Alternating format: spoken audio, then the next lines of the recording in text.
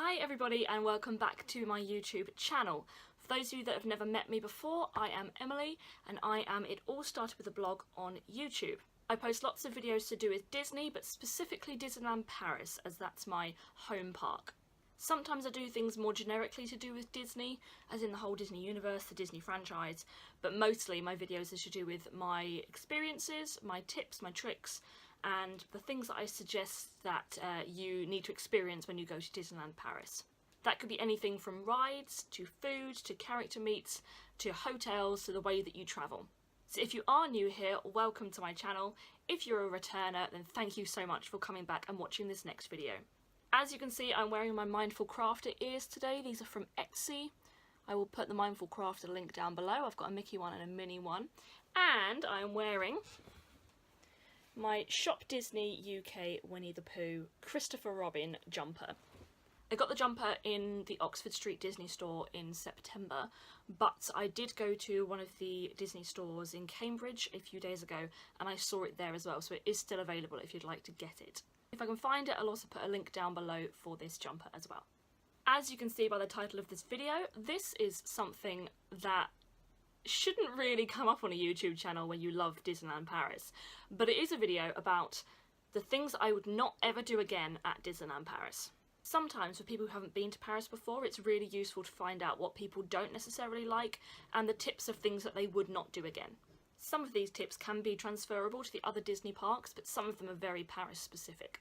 I've been to Disneyland Paris now 16 times, maybe. I'm beginning to lose count. I think I've said 16 times for the last 3 trips, but I've been many times and I've learned throughout the years the things that you should do to make your trip better, things that you shouldn't do to make your trip better, and I'm generally starting to get a more positive experience with the trips.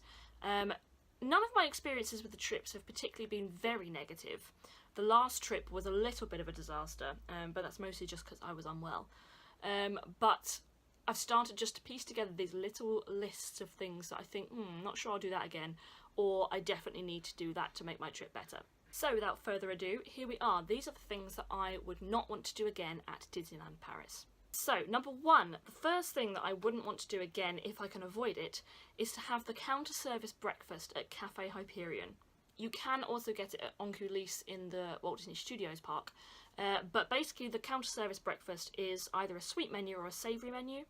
The sweet menu is a roll with some jam and either a croissant or a pain au chocolat and a drink, and the savoury menu is a omelette burger, so it's kind of a bit like a sausage and egg McMuffin but without the sausage, so an egg McMuffin, and it's got some weird creamy cheesy stuff in it, and then also a pain au chocolat or a croissant and a drink. And it was fine, it just wasn't great. I would much rather spend a couple of euros and upgrade to the hotel breakfast or to a different sort of breakfast in the park rather than trying to eat that again. Sometimes it's necessary, I understand that, but if I can avoid it, I really would not want to be doing that again. Another thing that I would not want to do again at Disneyland Paris is to go on RC Racer. I know a lot of people love it because it's a thrill ride, but for me it just was a terrifying experience.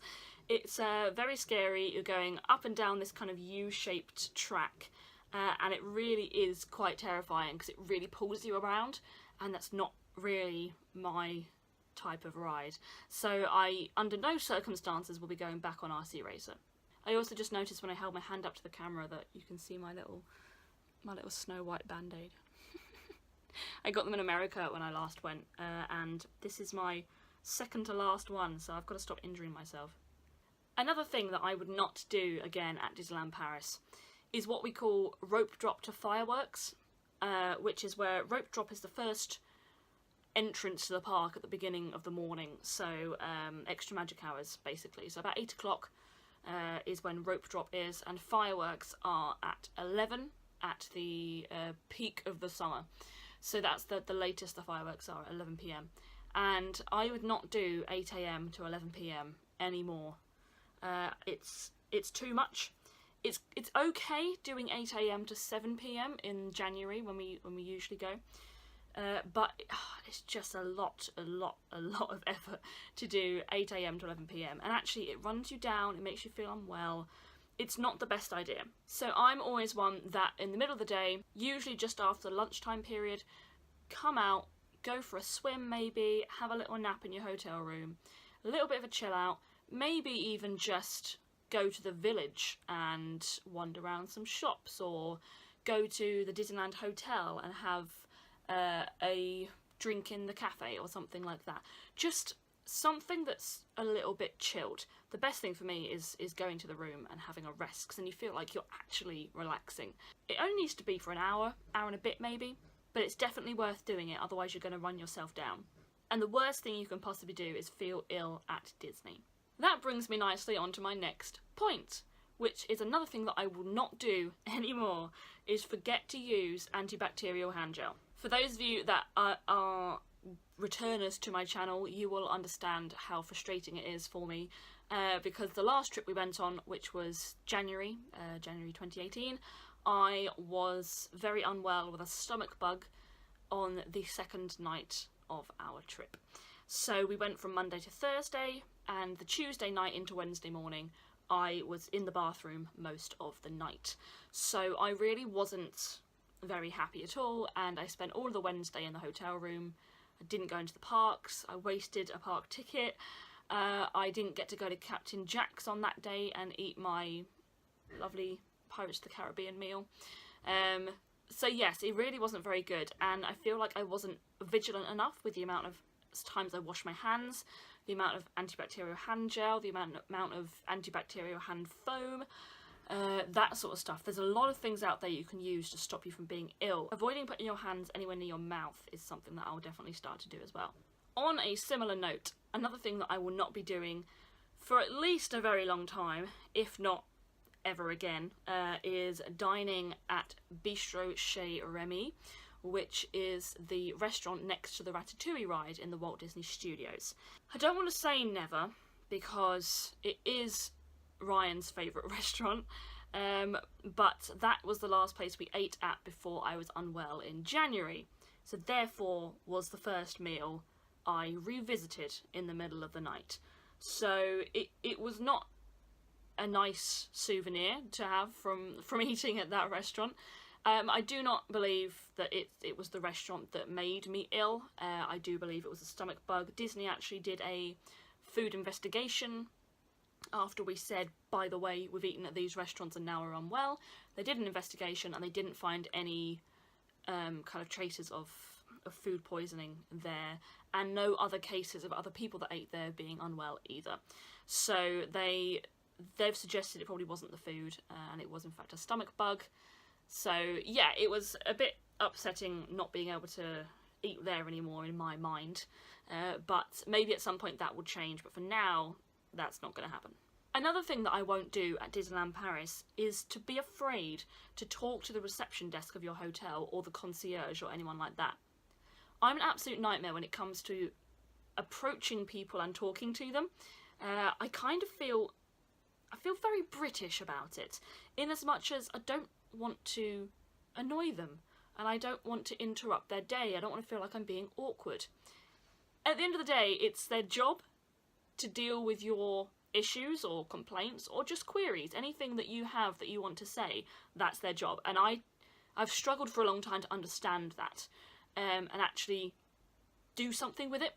I actually feel after the last trip where I wasn't very well, the Sequoia Lodge that we were staying in did so much for us, and they were so lovely, and you know, they were really understanding about my condition and what was going on, and they were sending up lots of different things to help me while I was feeling unwell, and they were really, really great.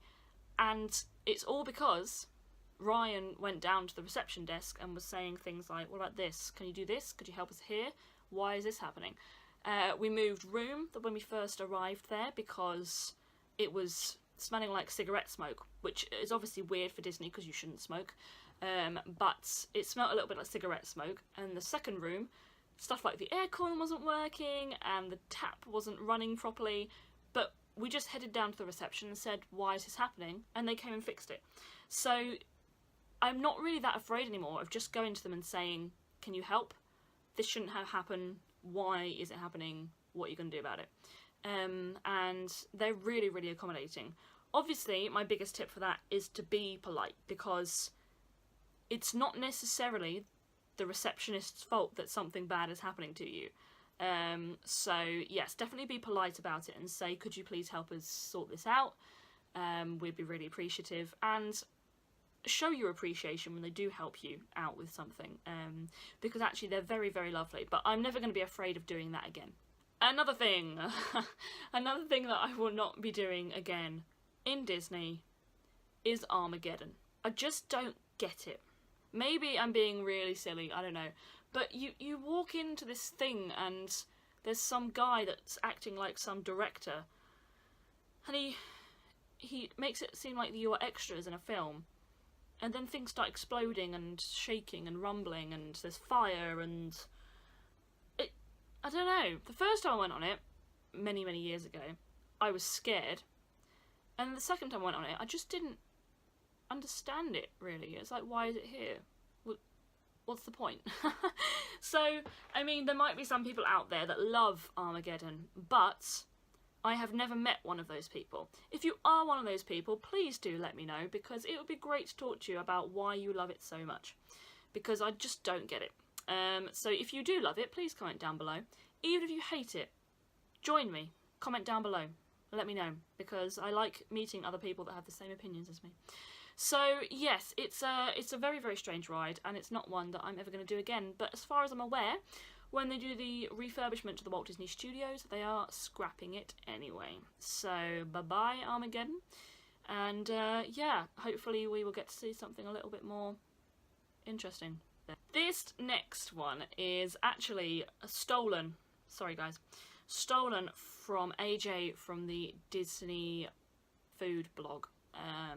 She does lots of videos about things Walt Disney World, and I watched her video once, which is kind of where this is inspired by. I watched her video once, and I remember this tip, and it stayed with me forever. It stayed with me ever since I watched that video, and it's 100% correct. So this next tip, thank you AJ from Disney Food blog, is basically not to wait to the end of the trip to get your souvenirs. So never again will I wait till the end of the trip to get my souvenirs, because in Disney you cannot guarantee that it's going to be there at the end of your trip. If you're going to Disneyland Paris, for instance, for 5 days, by the end of the 5 days, that's a lot of stock that should be sitting there for 5 days waiting for you to pick it up. But things move around so much that actually you might not be able to find it. So my advice is, if you feel like you've seen something that you want to get, 100% go and get it. If you don't want to carry it around in the parks all day, you can get it shipped back to your hotel, as long as you order it before 3 PM on that day. And then you can collect it from your hotel reception, which is a really, really good system. We used it last year in the Cheyenne Hotel, last January 2017. And it was a really, really good system. You just go to reception, or in fact it might be the gift shop in your hotel that you pick it up at, and you say your name and you just collect your souvenir. It's really, really good. So please, please, if you have something that you want, get it when you see it, because when you go back, chances are it won't be there because someone else will have had it. And I would hate for you guys to feel like you've missed out on a souvenir because you weren't quick enough. Another thing that I will never do again at Disneyland Paris is wait outside for a character in the pouring rain. So the face characters tend not to come out when it's really, really bad rain, because obviously they don't want to get wet. So it's really difficult for the face characters to come out during rain. And we spent the last day of our last trip, when obviously I wasn't feeling too great anyway, we spent the last day meeting characters because I wasn't going to go on any rides. And we waited for Peter and Wendy for like half an hour outside in the rain, and they didn't end up coming out. It ended up being Captain Hook, and I didn't want to meet Captain Hook. I wanted to meet Peter and Wendy, so it was really a bit rubbish. So I've learned now that I will never ever wait outside in the rain, because chances are if they're a face character, they will not be coming out when it's raining. If in doubt in that situation, the best thing to do is what we did, which was to ask a cast member. Cast members are usually floating around. You'll see them, they'll be in the Disney uniforms, and often in a meet and greet spot. They'll be there anyway. They'll be waiting for the meet and greet to start. Ask them what's going on, and if they don't know, they can hopefully find someone who will, so you're not necessarily just hanging around and wasting your day for no character meet. Never, ever again will I be missing extra magic time. So in Disneyland Paris, it's now called extra magic time. It used to be extra magic hours like it is in the American parks. Then at 9:30 the public start coming in, but the lands don't open till 10. So Main Street's basically open for half an hour for the public all to kind of start filing in. But they do the rope drop at the Frontierland entrance and Discoveryland entrance at 10 o'clock. So yes, I definitely will not miss extra magic time again. Mostly because it's a really good opportunity when it's busy to get stuff done. So in that hour and a half that you get in the morning, you can get through things like Peter Pan, which you usually need a fast pass for. You can get through Snow White and Pinocchio. You can get through Small World sometimes. It's not often open, but sometimes it is. Perhaps in the more busy periods they'll open up Small World. You can get on Buzz. Buzz is often quite busy. Get on that a few times. Sometimes Hyperspace Mountain's open, but again, not always. But you can basically get through a whole bunch of the really popular rides in extra magic hours, and then you don't have to do them for the rest of the day. Equally, as of last October, so a year ago now, insane. As of then, the Walt Disney Studios were also open for extra magic time. So my advice would be, go on Crush's Coaster. Crush's Coaster is the best thing to run to when you do extra magic time, because it opens straight away, and then get on it, get off, go to Ratatouille. Those are the two most important things that you need to go on during extra magic time. Another thing that I will not do again is do a buffet restaurant at peak eating times.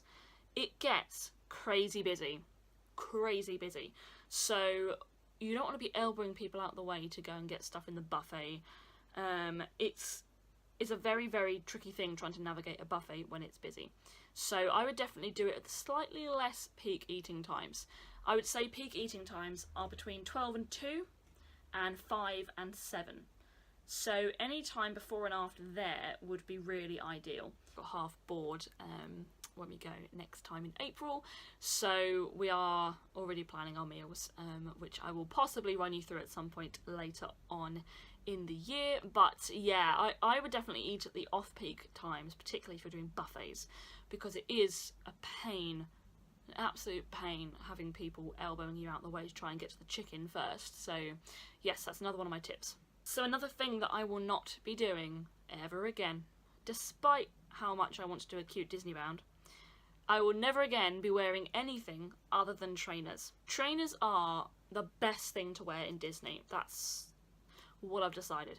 So it's really important that you're wearing comfy shoes, shoes that you can walk in. I'd never wear boots. I would never wear flip-flops. I would never wear sandals. Never wear the little ballet dolly shoe pump things. I wouldn't wear any of them. I would 100% be wearing trainers.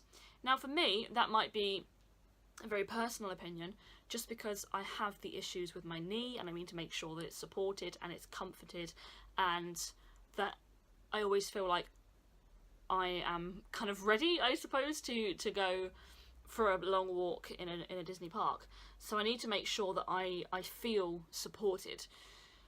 But for other people, I feel like even if you're not an injured knee person, I feel like the best thing for you to do is to have something that's comfortable, and trainers are comfortable for most people. Memory foam trainers are just a godsend. They are amazing. They're so light and so comfortable, and I don't feel like my feet ache at the end of the day. Okay, so my penultimate thing that I would never do at Disney ever again is stay in a hotel room on the ground floor. For me, staying in a hotel room on the ground floor is one of the worst things. Particularly in a place like Sequoia Lodge or Cheyenne, places like that where you've got the little lodges, which are only 2 floors. So you've either got ground floor or first floor. And that's fine, you know, that's obviously something that happens. But if you go to the really big section of the Sequoia Lodge, you've got all, 15 floors or whatever it is that they have. It's probably not quite that many, but they have a lot of floors. And I would much rather be in one of them, or the second floor of the lodges. Just because in the ground floor, firstly, you end up with someone above you, and that kind of just means that if they're loud and they've got heavy footsteps and they're banging around and you're actually wanting to go to bed at 10 but they're not in till 12:30, you end up being disrupted by that. So, you know, that is frustrating. Another thing is, I like having the window open. I like having a window open when I'm sleeping because I get very warm, and usually at the warmer months of the year they have aircon, but it's not particularly powerful. It's usually quite warm as aircon goes, because, you know, Paris doesn't necessarily get super hot like the Florida parks do. So yeah, it's very difficult to open your window on the ground floor and feel safe. I'm not suggesting that anyone at Disney is going to climb into your window and steal all your stuff, but I don't feel safe opening my window on a ground floor. So I'd much rather have a hotel room on an upper floor, so I feel like I'm safe opening my window. Okay, so the last thing that I would never do again at Disney is a little bit controversial. Just because, for those of you that watch this channel regularly, you know that I'm not a massive fan of Illuminations. And this tip isn't that I wouldn't watch Illuminations again. That's not it.